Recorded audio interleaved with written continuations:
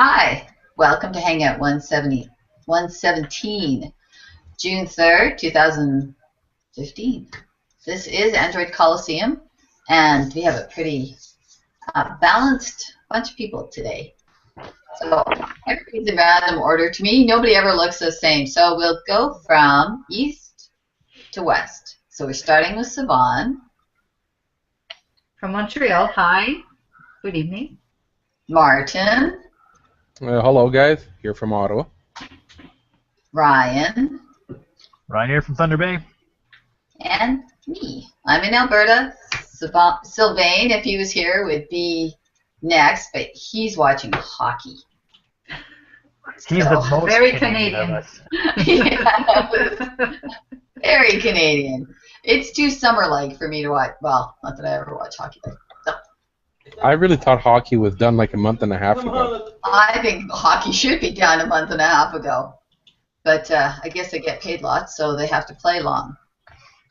So let's move on to Android, which is more fun than hockey. We will start with, you guys probably saw a lot about the Try LG G4 contest. And Ryan had the G4 last week, and we have 2 more people with the G4, and Siobhan is one of them. What do you think so far? Right. I just got it a few days ago, and on Monday, so I'm just starting to get used to it. There are some things that are great about it. I like the screen. It's very vivid and very clear. Even with my polarized sunglasses, which is a great advantage in the summer, because with other phones I just don't see a thing. But with this phone, everything really pops out. The battery life is okay, not much better than my 0.3. I was hoping it would be better, but I still need to charge it in the afternoon at work. It's charging slow. I'm not used to that after having a fast charger. So that's something to get used to. It's still supposed to be fast-ish, I guess, but it's not as fast as the Oppo phone. The camera is great. It has a great manual mode that I'm still learning and playing with. I took some nice night shots with it, and I'm enjoying playing with that. I love the quick remote. I set up everything in the living room, and my phone is a remote. It's an impressive phone. It's a great phone that I would definitely recommend to everyone. And I'm really enjoying using it every day. Still miss my Oppo, but I guess it takes time to get used to a new phone. It usually takes me at least 2 weeks. But I love it, really. I'm happy with it. So how long do you have it for then? We're going to have this one for a month, and if we follow all the missions that we got and take all the pictures and post them to a special app, we'll have an opportunity to actually win a new phone. Not this one. We have to return this one, but we'll get another one. So there's an app from LG where we upload all the photos, and every week there's a different theme. So this week it's life's moments, and then next week it will be. Let me just find it. Next week will be colors, to show off the vivid colors and the true colors of the camera. Then low light the week after, and group selfie, because I took a group selfie the other day and we were able to cram in 10 people because of the wide angle. So it's really cool, actually. So you guys get to know all your challenges ahead of time as well, or? Yeah, everything. Yeah. The box came with a little pamphlet that had all that information, and we can upload the pictures to the different categories ahead of time. It doesn't have to be the specific week. Just can you be late on a week though? Because I got no, mine. I don't think so. Because I got mine and they gave me just 4 challenges. But they didn't say when they had to be due by or and it's one of those things like, oh crap, well, but then again, I think I took a ton of photos this past weekend, so, and most of them were all about photos, so it's like, okay, well, I should have my bases covered on all those angles, so. Yeah, I think that the deadline for each week, I mean, you have to post some pictures for the challenge of the week, but you can post some ahead of time, but not late. That makes sense, because sometimes the moment catches you, and just because it's the wrong week, you know, you don't want to. I wish they did the manual. They want us to use the manual mode this week, but I hope it would have been in the end, because it takes me time to learn it. So I feel like I'll get much better at it towards the end. Yeah, I gotta admit that the one sort of failing with the manual mode is that it really isn't as super friendly. You really have to sort of learn it down yourself. Right. I found myself the greatest thing to be doing was just the double tap on the bottom button to bring the camera up, because as we were going around on a family outing, it was just like click click, and it would just take the picture for me automatically right away. And the cameras these days are just so smart. Like they just you really don't need to really mess with it much. I mean, they're just so smart. Unless you want a very specific angle or something that you shutter lag or different color. Exactly. I got a tripod now, and I'll take more night shots with a tripod and play with the long exposure and fun things like that. Well, we'll look forward to hearing some more updates, but we should keep moving along. Yes. Martin, did you have a comment? I just wanted to make a note that Ryan is special, so his challenges may be entered whenever he feels like it. And mine were definitely personalized for me as well, so like they're very personal. So anyway, but that's it. Well, there is some other news for the LG G4, but not necessarily the one that's coming to Canada. So Ryan, do you want to talk about that a little bit? Well, that's the thing. We don't know what the model number is coming to Canada. So if you look on XDA, they have some listing. So the news here is that Twerp has been able to get Twerp, the Twerp blob, or whatever they want to call it, on recovery onto the G4. So it'll work with any model out there, any G4. The only thing is that model needs to be unlocked and rooted, or not rooted so much, unlocked bootloader. Now, usually to get your bootloader unlocked, you have to get root. Anyways, weird stories. So right now they only have this tool to unlock the bootloader on the European version. Now, if you could get your phone rooted, but I haven't noticed any root methods yet. I've been trying to read about all of them, but most of the root methods tend to really say only working with the 815, which is the international model, and that's the one they have the bootloader, or the bootloader working for. So that's probably the one we're going to get Twerp on right now. So that's the 815. T-Mobile's getting the 811. Thailand's the 818. Sprint is getting an LS991. There's a couple other models. So we don't know what Canada's going to get. The model that myself and Sivan and a couple of others have is the 812, which I was told is the Korean version. Which would make sense. Which would make sense, because one of the guys that I was in the call with, when he was turning it on, actually, his disclaimer or agreement form was all in Korean. It was like, okay. Yeah. But when we got our phones, we had all the Rogers apps on it, so I suspect that it is maybe a Rogers phone. Maybe. Yeah, I had the Rogers on mine as well, so maybe the software version is, but the model number is the Korean, so they're probably adapting, because I don't know about you, Sivan, but I got a 157 meg update yesterday for phone fixes or something. So I don't know if that brings into it. Doesn't really say. Well, let's. You have a comment, Ryan. Or sorry, Martin. Yeah, I'm gonna say if you have the Rogers app on the phone, that means the carrier has already had them in their hands, and they've loaded their software on it. So I'm gonna have to say that the one that you currently have is the model for Canada. And also all the the LTE works really well. Everything works well. So I guess that the frequencies are compatible. Yeah. I'm just hoping, and I gotta find out whether or not the QI works. That's my biggest concern. Yeah, I have to say that after going wireless with my charging, that it would be really hard for me to go back. Mm-hmm. So let's move on. Speaking of phones that are coming, apparently Nexus there will be 2 Nexus phones this fall. Martin, do you want to talk about that? Yeah, definitely. Apparently, Google is hasn't officially reported, but it's being rumored right now. But since we're getting closer to the month where more information will be made available, 2 different Nexus devices will be made. The smaller of the versions, which is dubbed Angler, will be a 5.2-inch device display, 2700 mAh for the battery, and the 808 Snapdragon processor. The display type should be 1080p, and ranging price should be about $350 to $400 for the price point of that phone.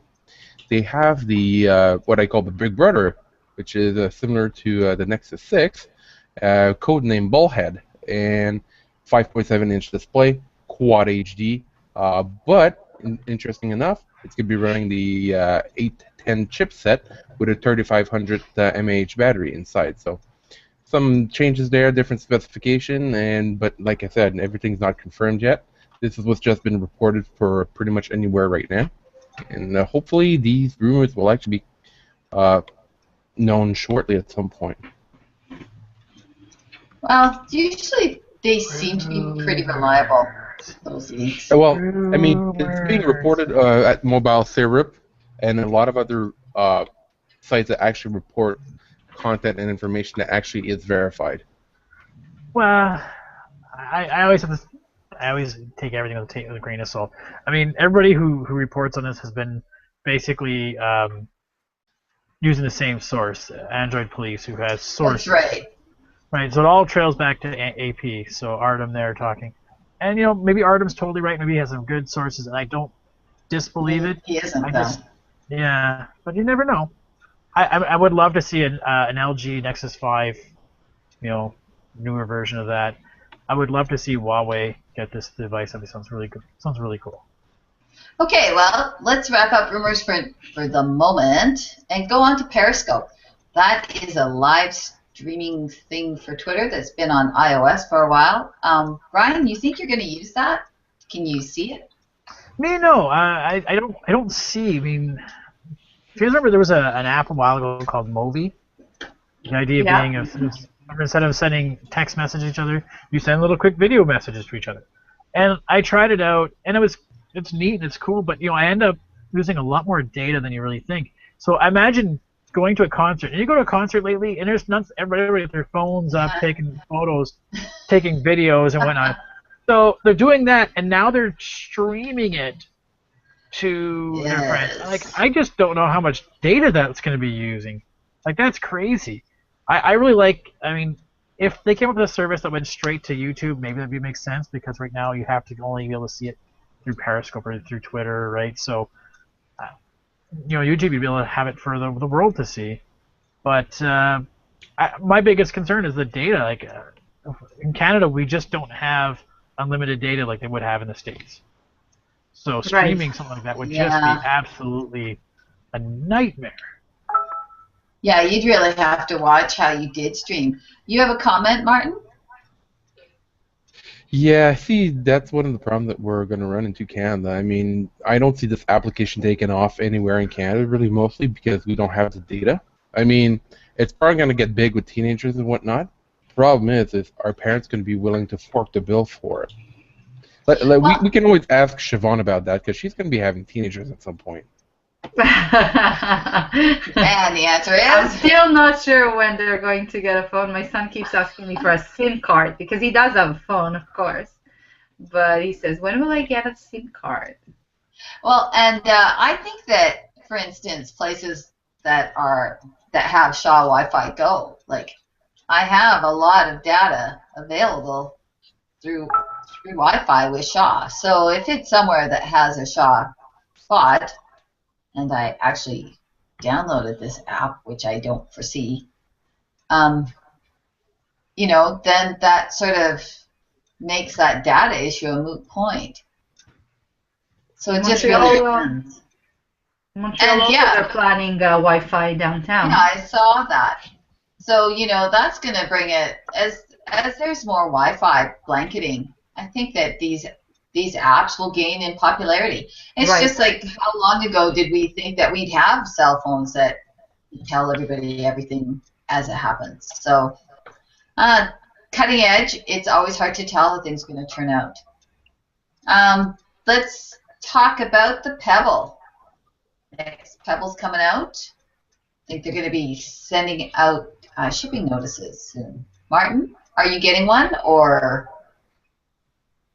Me personally, no, I wouldn't be getting a Pebble, but I do know somebody that is very looking forward to the Pebble time, and that's one of our newer writers, Rob. He's very much looking forward to the newer Pebble.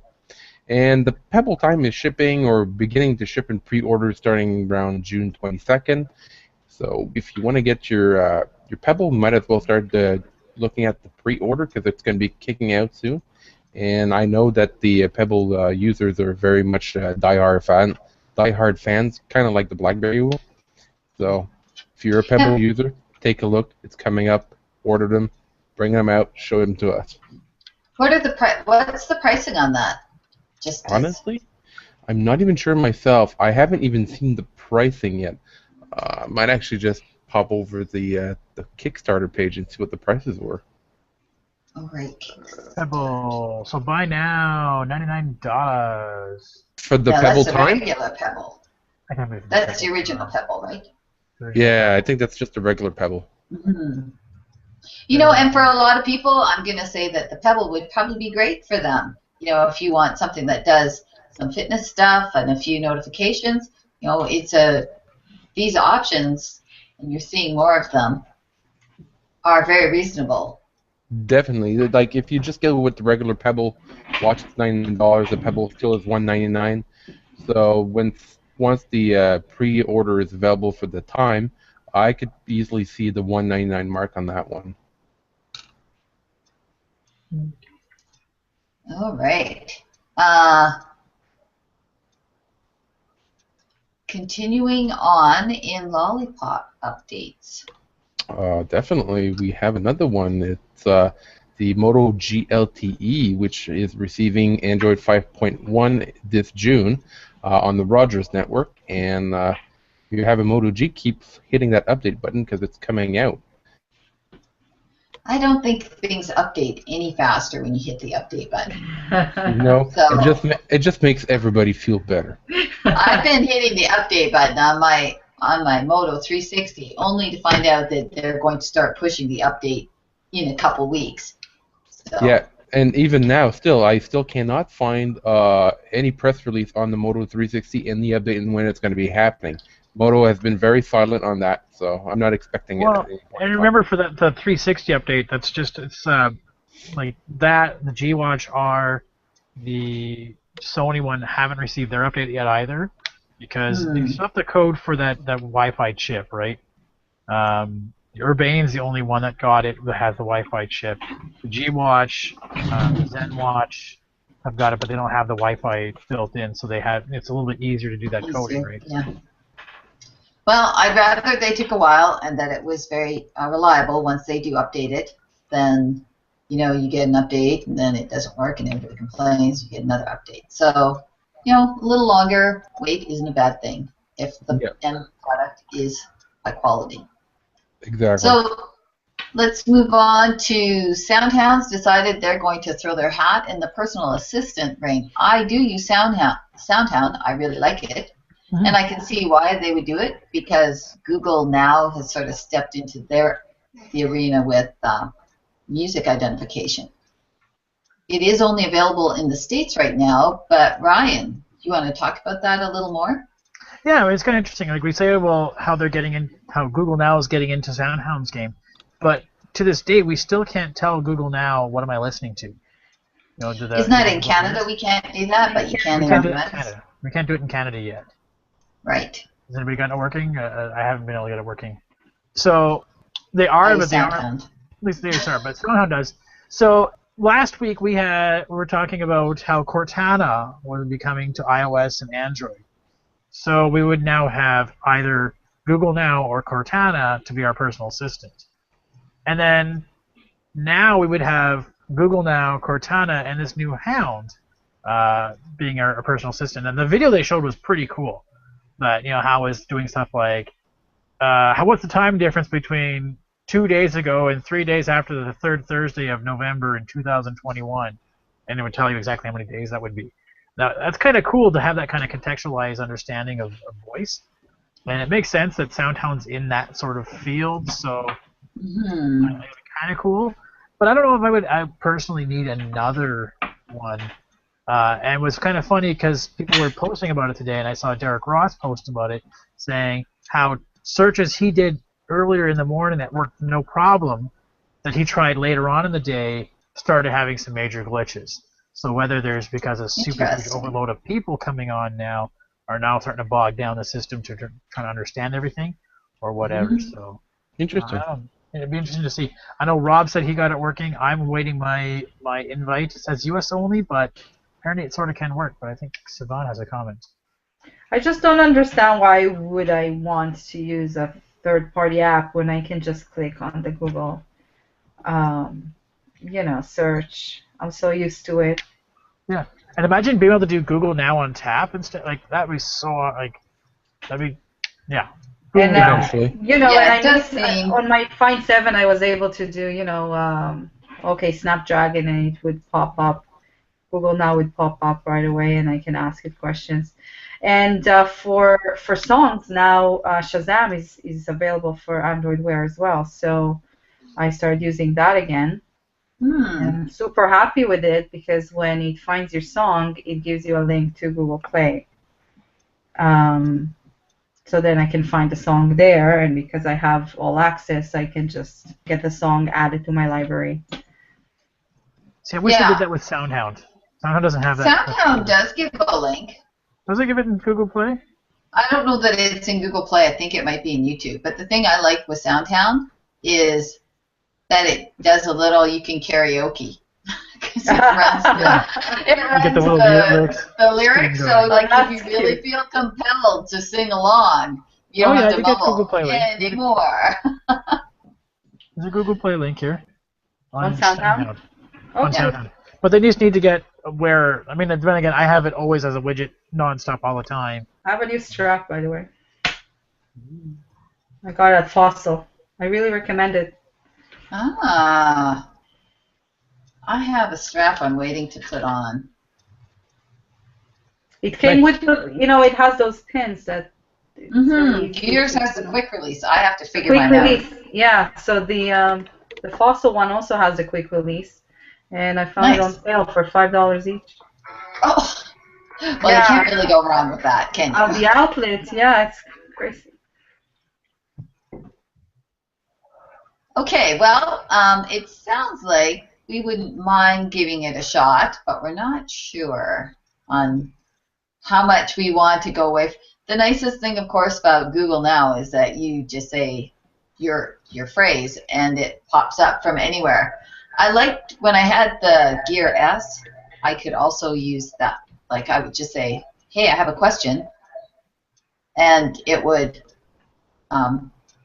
pop up, and then I could ask my question. So. But by the way, does anyone use Google Now on the computer? Do you remember they were showing it off in Google I/O? Was it last year or 2 years ago that you can talk in the room and Google will listen? I think it was a couple of years ago. They did that. No one really uses it. Nobody wants to talk to the computer, really. But you remember it? You remember how in I/O it was so big? You can do it. If I click the microphone button, I can get it to say text enable Google. Okay. Yeah, it would work. Okay, Google. La. And it just works. Things we don't really need. Things you use only when you work from home. Oh, that's what I gotta do is start working space. from home. I can't start talking to my computer. I think people would be happy if I started talking to my computer. I'd probably use better language than when I'm actually just talking to my computer. But maybe. You're already making fun of me when I speak to my watch. Yeah, I tend to mutter a bit when I do And it's that. a little easier to talk to your watch than it would be to talk to your computer in my little cubicle or whatever, right? So. Whenever I talk to my computer, I'm saying mean, nasty things. And it isn't retaliating in kind, so I'm pretty sure I don't want it to be talking to me.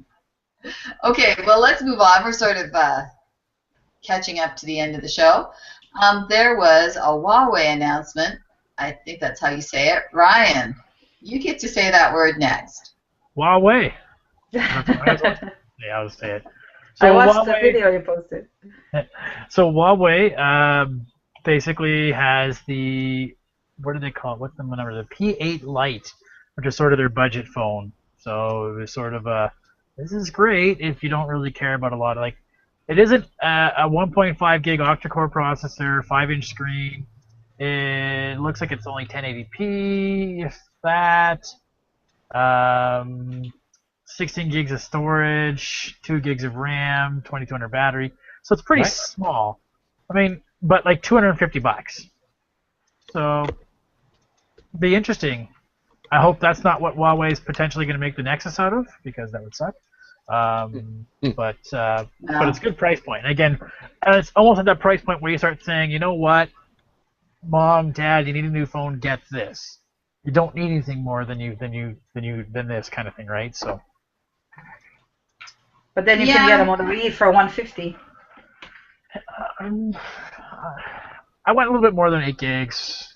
My dad downloads a lot of like little book apps and whatnot, so I would have to say get something a little more robust. Right. I would want to try it first because, you know, so many people have a bad Android experience because they do get a budget phone and they're looking at other people's iPhones and going, how come I can't get the same thing? So I would be really careful about suggesting that unless I knew for sure that it would really suit their needs. Because that's how you get that bad reputation for Android, is just by people going, well, I tried an iPhone. I've tried an Android phone and it sucked compared to an iPhone. It's like, you paid $150 at Staples. What do you expect exactly? Right. Yeah. So, but speaking of other new phones, hot on the heels of the Galaxy S6, which has been a really great popular phone, apparently they're thinking of an S6 Plus. Ryan, where did you find that? So that's a link from Android Spin. Now it's an S6 Edge Plus, or I want to say S6X, 6X. S6 Plus Edge. I don't know where you'd fit the different acronyms part on it, but yeah, they're potentially looking at a slightly larger size S6 Edge, which would make sense because if you watch my review, the biggest complaint I had about the phone, and the only complaint I could really think about the phone, well, there's two I had with the complaints, was the fact that holding it and the sides were just so skinny enough that I was constantly kind of touching the phone. Not constantly, but enough where it was a nuisance that that's not for me. So maybe making it a little bit bigger, make it a little bit thicker, or that little boundary on the side a little bit thicker, and therefore eliminate some of that problem. But I don't know. I really think that 5'1", 5'2" range is just the perfect size for a phone right now. Like 5'5" gets a little larger. Yeah. I know that I kind of rushed to get the compact because it is a really nice size when you have a tablet. But now with the watch, maybe I would, maybe I'd look at a Note size phone for the future. Especially if you get an LTE enabled phone or a watch, where you could talk into it, make your calls or whatever. Right? Yeah, like it would almost be worth it. With that, I still really like that Samsung Gear S. Like, really, I would get a low-end Samsung phone just to be able to use the Gear S because that was just so awesome. Awesome. Although it'd be nice if it looked more classy. So, but that's just me. I don't particularly want a sport watch type watch all the time. Right. So, Martin, you have a comment about the S6 Plus Edge. No, my comment was way earlier, but we covered that, so it's all good. Sorry. I was looking down. It's all good. So I think that pretty well wraps it up. It is Freedom from 3-Year Plans Day. I was on a 3-year plan, so I took advantage of it. Any of you guys looking at that? I see it's all sort of starting to look down, so it must be time to almost wrap up. No, I don't think I'm almost done mine anyways. I think I could be free of my 3-year contract. I should go and find out for sure. But I think we talked about this last week, where it could be really good for the consumer. And so far, the reports I've heard on the radio, people talking about it, sounds like it can be good for the consumer, as long as you do your homework and just make sure you know what the plans are. And hey, listen, I no longer own a phone. If you're not getting a new phone from them subsidized, then you should be able to get your bring your own device discount. And it was kind of funny that there's a guy who was on the radio today talking on CBC saying, their tech guru person talking about it and saying, listen, it actually, if you do the math nowadays, it's cheaper for you to buy your phone outright, pay that $800, get a $20 discount per month, or whatever it is. That's what I went and did. When I went in to break my contract, the guy said, he said, you're not really going to save any money. You'll be bringing your own device, so that will be the $20. So it's $40 for the basic plan instead of $60. So, but now you have to buy your data, and that starts at $25 for 1 gig. Although for 2 gigs, then it's $30. So of course I went with the 2 gigs. And the reason why I did break my plan was because I did want that long distance. Canada-wide long distance. I do have some long distance people that I phone, like family. So it balanced out not too bad. I think I got another $8. Paid another $8 for another gig and unlimited long distance. So for me, it made sense. I think that it's definitely a buyer beware type of thing. So. Yeah, do your research, understand what you're going to get into, right? So. And I also agree with buy your own device, because if you look at that difference of $20 over 2 years, that's quite a bit of. Well, $500. Yeah, and most people, if you can get a pretty decent phone for $500, so. Right. Or and a lot of people cycle through their phones really quickly, so you could maybe get a leader a couple months after it's out, and people have decided that they don't want it anymore. So, just like cars, they depreciate really quickly. And as Martin said, there's also the Zenfone 2. There's a whole bunch of stuff. There's a whole bunch of really interesting phones that just are not offered through the carriers. So. Anybody else got some comments? No, I think we're pretty much done. Well, only 5 minutes over, so let's all say goodnight. We're going to go west to east. Okay, so that's going to be me. Good night. Then Ryan. All right, good night, everybody. Thanks for tuning in again, and we really appreciate it. Hopefully that you guys who are watching this online later can comment and share and tell us what you thought about the topics. We want to hear what you think. Yep. And Martin. Have a good night, guys, and enjoy the show. And Savannah.